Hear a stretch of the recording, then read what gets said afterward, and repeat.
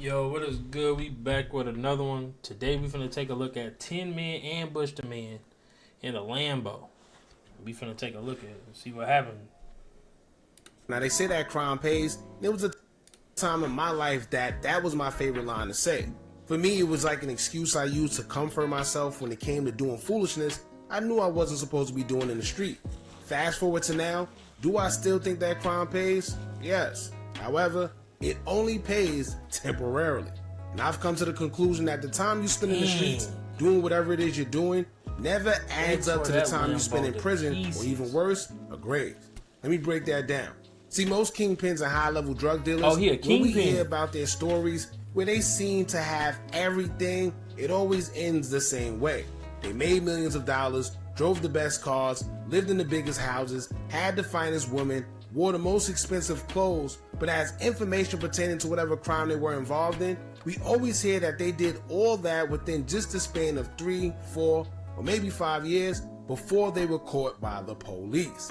The next thing you know, these same guys are now hit with charges and facing time like 15 to 20 years, or sometimes even life in prison for their actions.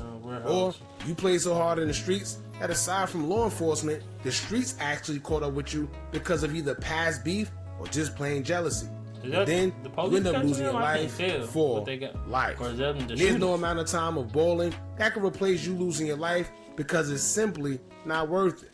And with that being said, this brings us to our latest story on a Mexican businessman who was also believed to not only be a successful businessman, but it's said that he may have been dabbling into the streets or something involving the cartel, and this may have been what led up to him and his daughter and bodyguard being shot multiple times in his Lamborghini. Ooh, they tore that Lambo up. Dang, bro. That's why you leave that cartel people alone, bruh. Stay out the streets. Look. Banned from the streets! Get out here!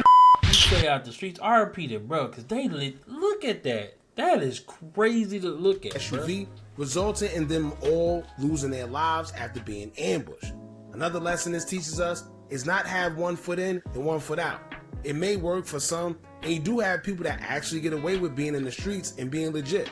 But for the most part, they all have the same endings, where I'm sure at that point the individual wish he or she would have just lived their life legit and kept it like that. As I always say, when you play both sides of the fence, usually that fence breaks. Then at that point, there's nothing you could do about it. So we're going to get into who this Mexican businessman was, who was accused of also dabbling into cartel business, and explain what may have led up to him losing his life, along with just his 16-year-old daughter and bodyguard. In the meantime, make sure y'all hit that thumbs up button so we can get this video into the algorithm. And if you're not subscribed to the platform already, make sure you do so now. Let's get into it. Oh, they got the shooter's cars? But they lit his car up.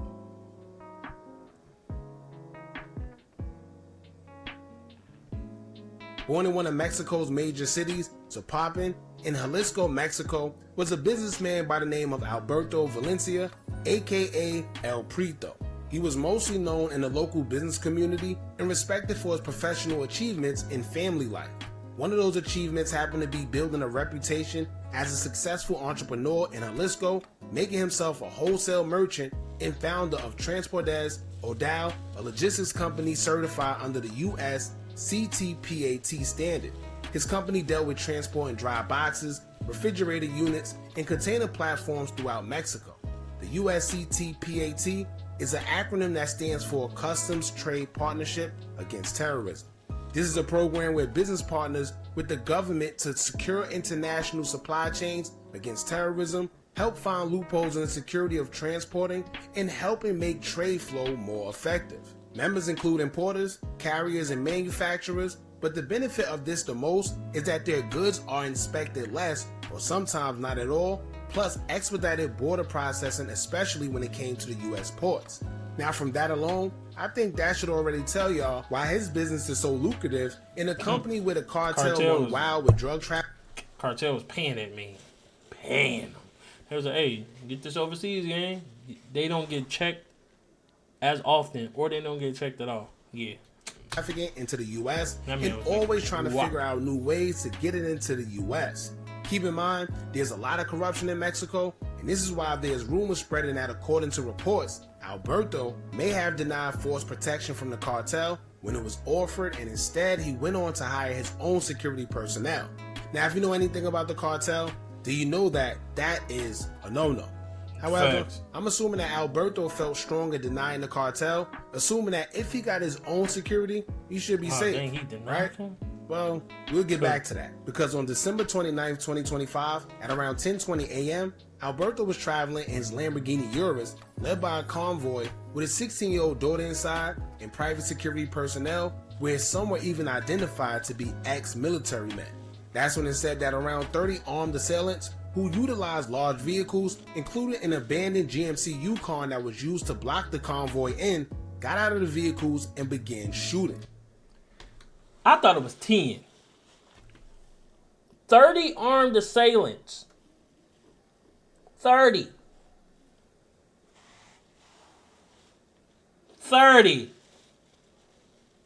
Dang. Like, was it that deep? 30 people shooting at your car? Look at it.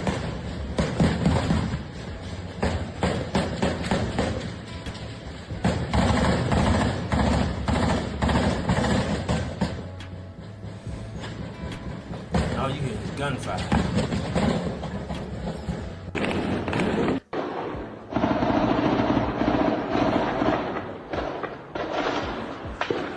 I've been in the house. Ain't no recording, ain't none of that. I'm in the crib.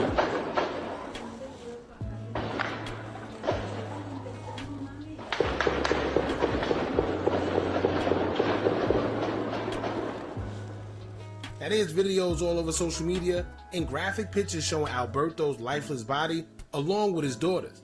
We can't show it due to YouTube and their guidelines, plus out of respect for Alberto and his family. Right. Now, reports say that the shooting lasted anywhere from 15 to 20 minutes. Investigators say when it was all said and done, over 200 shell casings were found within the area of the shooting, which resulted from firing from the both attackers and Alberto's security personnel. Alberto, his 16-year-old daughter, and one of his bodyguards were shot and unalived in the mist, and 5 others in the area was also wounded but expected to survive. Many people believe that the ambush was due to Alberto being a part of the cartel or pushing drugs. However, this may have not even been the case. Earlier we explained that Alberto refused protection from the cartels, but extortion also may have played a part from the cartels, according to some reports. Now, Alberto was familiar with Mexico as he was a resident, so I'm sure he knew that a shakedown of some sort was going to come from the cartel at some point in time. Dang, bro, like, that's one thing you really can't do. They say when the cartel come and they say something, you got 2 options. You gonna get down or you gonna lay down. You got 2 options. And he didn't get down, so they did what they did. But dang, bro, his 16-year-old daughter, they both didn't deserve that. They said over 30 assailants, 30 people shooting at your car. It's people shooting all around you. You had your security team, they brought their people, and they just... But look at his Lambo, bro. That's diabolical. Like, that's just overkill for real. But that's in another country. But dang, let me know what y'all think about this in the comment section. And I'll see y'all in the next one.